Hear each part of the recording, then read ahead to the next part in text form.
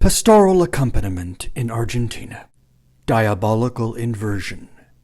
Male bride and female groom celebrate transgender wedding in Catholic Church.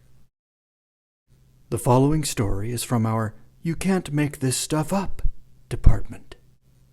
In Argentina, a Novus Ordo priest has celebrated the wedding of a so-called transgender couple, a man who considers himself a woman and a woman who considers herself a man.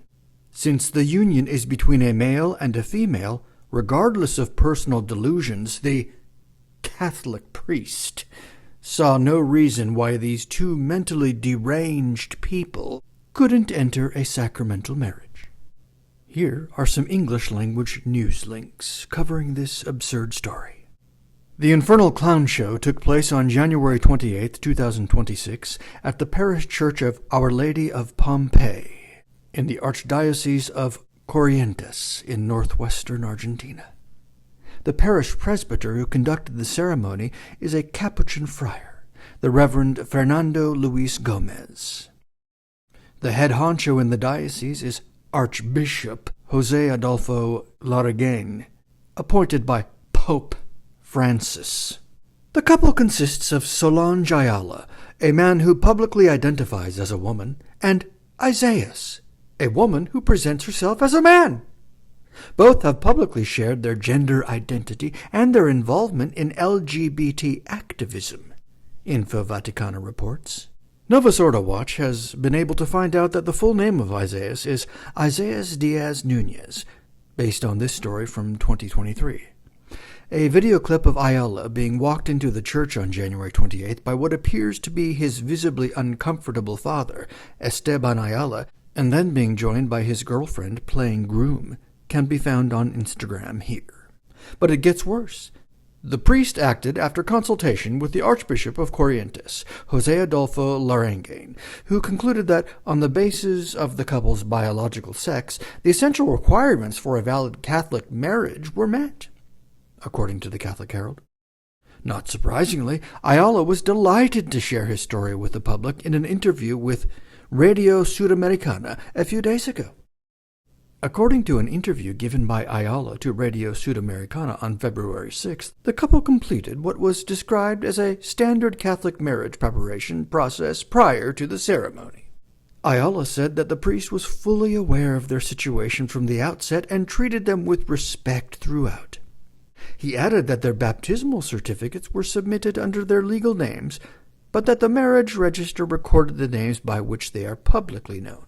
The ceremony itself was celebrated using those same names. In other words, during the ceremony, the male was treated as if he were the bride, and the female as if she were the bridegroom. What an insane mockery of holy matrimony, right in front of what is supposed to be God's holy altar. The parish, for its part, has gone on record with the following statement from the Parish of Our Lady of Pompeii. In response to inquiries and public reports regarding a recent matrimonial celebration in our community, the Parish of Our Lady of Pompeii, which acted in accordance with pastoral guidance and the ecclesiastical norms of the ordinary, considers it necessary to clarify the following. The Church teaches that Christian marriage, as a sacrament, requires essential canonical conditions for validity and licitness. It is not merely a ceremony or a matter of documentation. It requires that the parties be capable of marrying, that there be no canonical impediment, and, most importantly, that they give true consent. That is, that they genuinely intend to enter into marriage as the Church understands it, with integrity and good faith. Out of respect for the privacy of the individuals involved, no further details will be provided, nor will speculation be encouraged. We reaffirm our commitment to authentic pastoral care, always united with the truth of the sacrament. Additionally, we will strengthen the procedures for interviews, preparation, and verification to safeguard the sanctity of the sacraments and to prevent confusion within the community. Parish of Our Lady of Pompeii, Reverend Father Fernando Luis Gomez, Pastor. The Archdiocese, on the other hand, published the following statement. In light of the recent celebration of a publicly known matrimonial rite, the Archdiocese of Corrientes wishes to share the following clarifications. The Church, as a mother and teacher, takes special care in the celebration of the sacraments. In particular, she reminds us that Christian marriage, as a sacrament, requires the fulfillment of certain essential conditions for its validity and licitness, as established by canon law and the living tradition of the Church. The omission of these conditions not only distorts the profound meaning of the sacrament, but can also create confusion within the community of the faithful. Therefore, the Archbishop of Corrientes, after conducting consultations, proceeds in accordance with what is stipulated by canon law, acting on his own initiative with the appropriate warnings and formal disciplinary canonical measures that may apply. It is important to note that, at this time, the Archdiocesan Office has not received the ecclesiastical documentation required to address these cases in accordance with the necessary formalities. We reaffirm our commitment to a church that welcomes, accompanies, and walks alongside individuals, always remaining faithful to the gospel, the doctrine of the Church, and the legal framework that ensures the correct and fruitful celebration of the sacraments.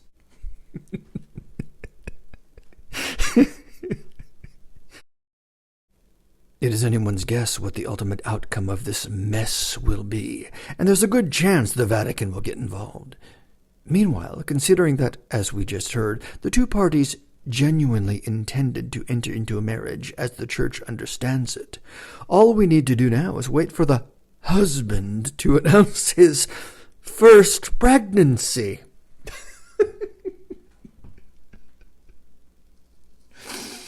Laugh or cry, friends, laugh or cry. Jorge Bergoglio, who played Pope Francis for over 12 years and wanted a mess in dioceses, would probably be thrilled to see this happen, in his own native Argentina, no less. After all, we recall that although he sometimes spoke against the transgender ideology in theory, he was very supportive and enabling of it in practice, as these links show.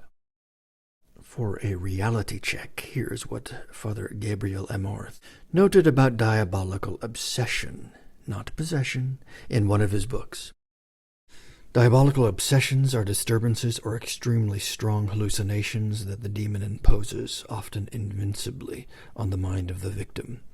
In these cases, the person is no longer master of his own thoughts. Rather, he is subjected to a powerful force that creates mental activity in him that is repetitive, obsessive, and irresistible. Such representations of reality, even if foreign to his manner of thinking, become profoundly fixed in his psyche. The objects of these hallucinations can be manifested as visions, as voices, or as rustlings. They can also appear as monstrous figures, horrifying animals, or devils. In other cases, it can be an impulse to commit suicide or to do evil to others, and particularly in the young, it can lead to confusion about one's gender.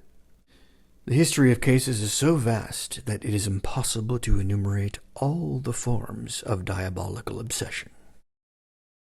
There can be no doubt that the devil is hard at work in our time, perhaps because he knows he doesn't have much time left. All this brings back unhappy memories of Bishop John Stow's female transgender hermit, and of then Bishop Raymond Burke's transgender nun. It shouldn't be long now before we hear of a case where a person who was thought to be a Novus Ordo priest is found to be actually a woman identifying as a man.